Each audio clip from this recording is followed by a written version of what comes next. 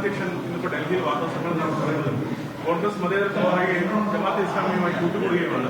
വയനാട്ടിലെയും നിലമ്പൂരിലെയും വിജയം കോൺഗ്രസിന്റേതല്ല, ജമാഅത്തെ ഇസ്ലാമിയുടേതെന്നാണ് ബിജെപിയുടെ ആരോപണം. ഇതൊക്കെ നമ്മൾ നേരത്തെ മറുപടി പറഞ്ഞ കാര്യങ്ങളാണ്.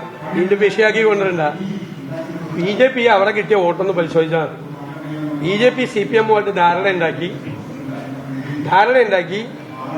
കോൺഗ്രസിന്റെ വോട്ട് UDF-ന്റെ വോട്ട് പിടിക്കാൻ പറ്റിയ ഒരു കാൻഡിഡേറ്റ് നിർത്തുകയും LDF-ന് വോട്ട് കൊടുക്കാൻ പറ്റിയ ഒരു കാൻഡിഡേറ്റ് നിർത്തുകയും ചെയ്തു. അവിടെ LDF-നെ സഹായിക്കാൻ വേണ്ടി CPM-നെ സഹായിക്കാൻ വേണ്ടി എടുത്ത കാര്യമാണ്. രാജീവ് ചന്ദ്രശേഖർ കോൺഗ്രസിനെ മതേതരത്വം പഠിപ്പിക്കാൻ വരണ്ട.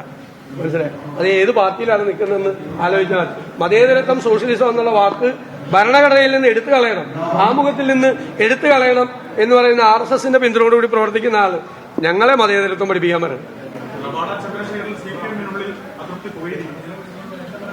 അത് അവരുടെ ആഭ്യന്തര പ്രശ്നം. പുകയോ നീറോ ആളിക്കത്തോ എന്ത് വേണേ ചെയ്തോട്ടെ, നമ്മളെ ബാധിക്കുന്ന പ്രശ്നമല്ല. ഒരു DGP-യെ വെച്ചു, ആ DGP പ്രവർത്തിക്കട്ടെ.